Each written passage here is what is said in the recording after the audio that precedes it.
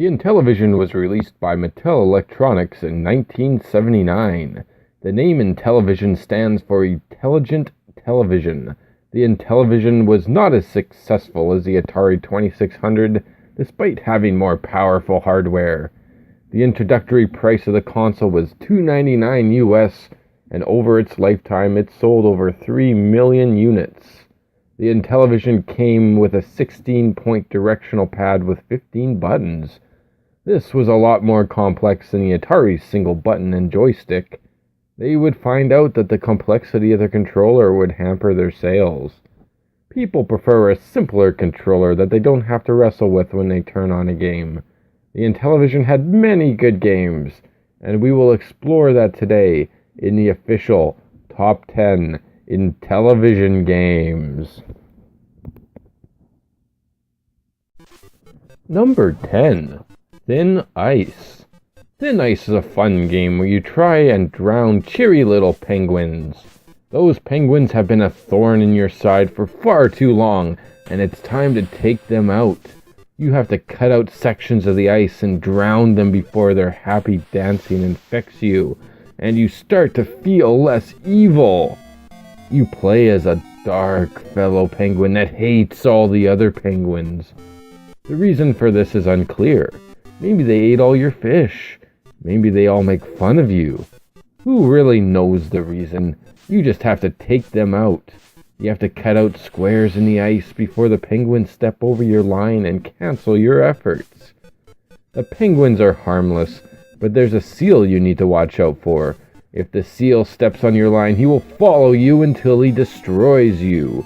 You need to take a swim in one of the exposed areas to throw the seal off your scent. There are other animals and obstacles that will block you as the game continues, such as polar bears. This is a fun little game that will keep you entertained for quite a while.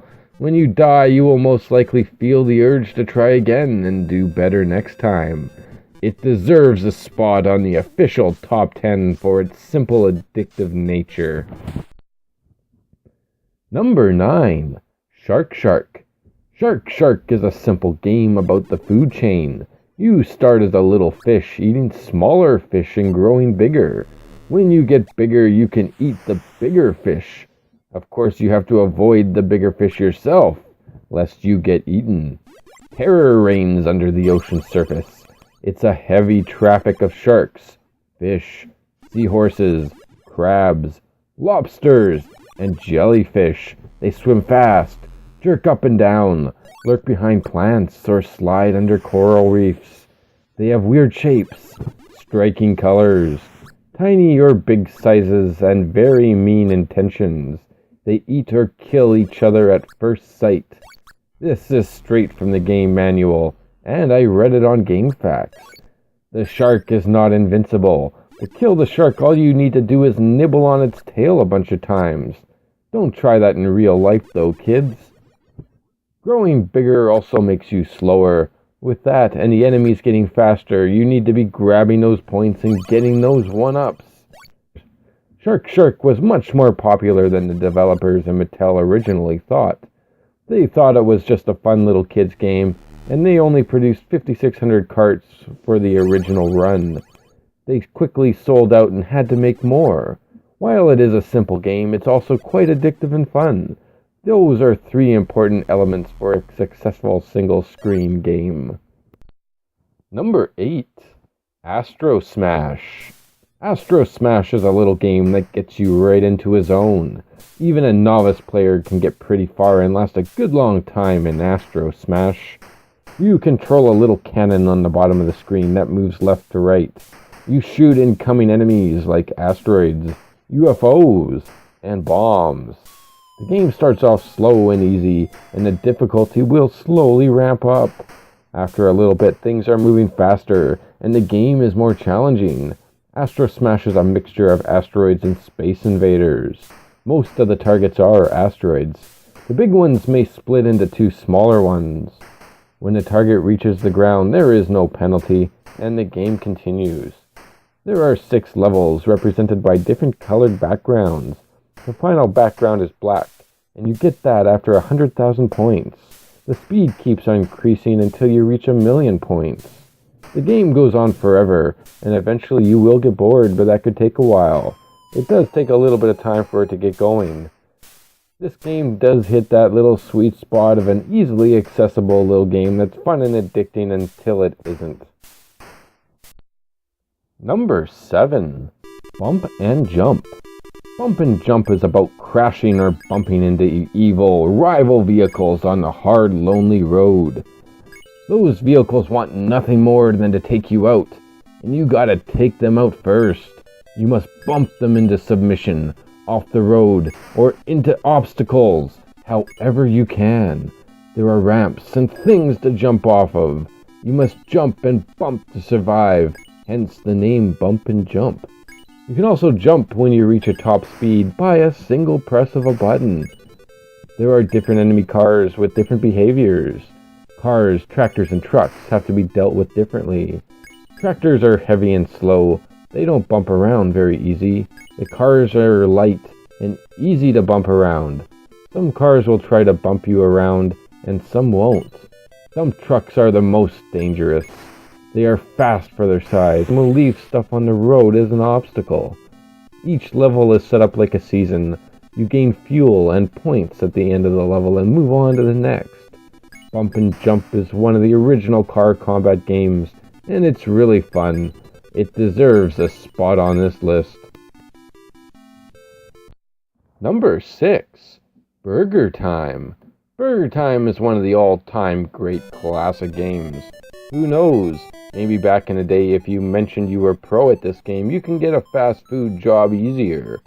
The goal here is to make some good old hamburgers. The problem is different parts of the burger have been separated by platforms. You have to walk on the part of the burger to make them fall on other parts. I'm sure in this day and age, any chef caught walking on the food would get in big trouble. But it was the 70s and rules were looser. Okay, maybe that last part wasn't true, but it's an interesting concept. You also need to keep an eye out for the enemies. The enemies in this game are hot dogs, pickles, and eggs. I'm guessing the lead developer always ordered his burgers without pickles. I get it. I do it too. There are 6 levels or screens with different layouts or difficulties. After that, the game loops back in the first level, and the game repeats until there are no more customers to serve, which never happens. Number 5. Tron. Deadly Discs. You are Tron, a red man with yellow discs. You must battle against the disc-throwing enemies and the recognizers. The recognizers look like stargates. This is a very simple and addictive game. You gotta de-res the enemies by hitting them with your discs. Some enemies take a little more punishment than others. You can throw the disc in 8 directions, which was impressive at the time. There are doors around the arena that enemies come out of. The green doors are open and the blue ones are closed. If there are 2 green doors across from each other, Tron can move between them. If you do this, you will have to fight the recognizer after the wave is over. The recognizer can be defeated by hitting it once in the eye when it is white. You can do trick shots by bouncing the disc off of walls to hit your opponent. This is a game with a simple, fun concept that you can just relax with. It's not insanely difficult, and it's not too easy. It hits a nice balance. Number 4. Diner. This game stars Peter Pepper, the protagonist of Burger Time. This is the sequel to Burger Time. Instead of making burgers, you are putting together a plate of food.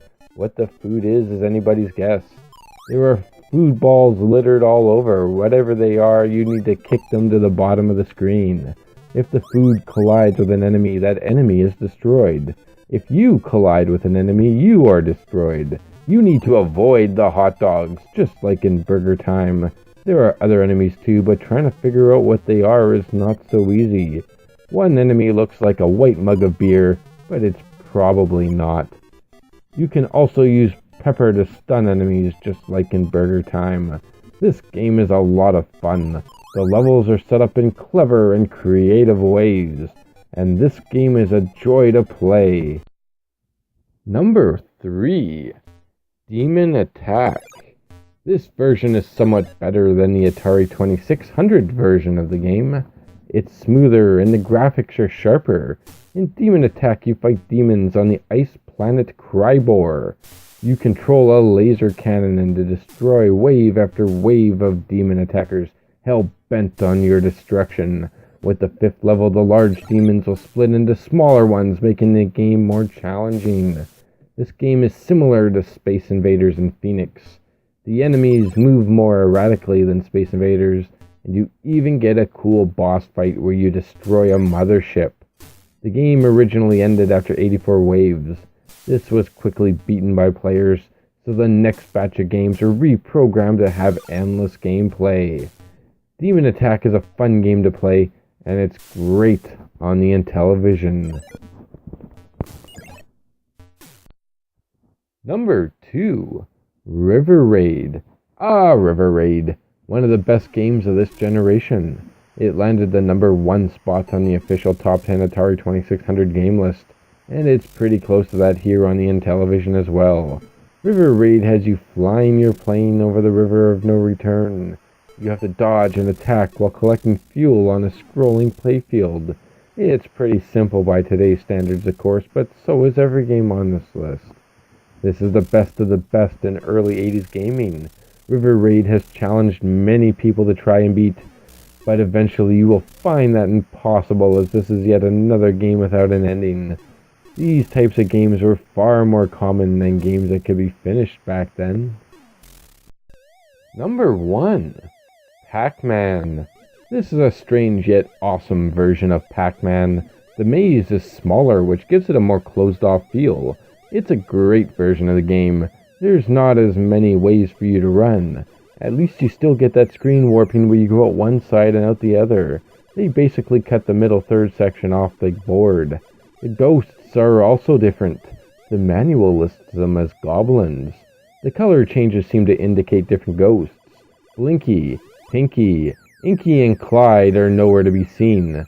Since I don't know their names, I'm going to call them all Slimer 1, Slimer 2, Slimer 3, and Slimer 4. Pac-Man was released in 1980 for the arcades, and it was heavily ported to consoles and computers everywhere. It was also heavily copied, as there are many clones of Pac-Man out there. Pac-Man is one of the true granddaddy's classics of gaming.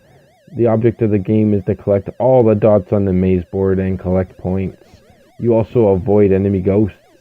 When you eat a super pellet, Pac-Man turns Super Saiyan and can eat all of them and gain up to 30,000 points in the process.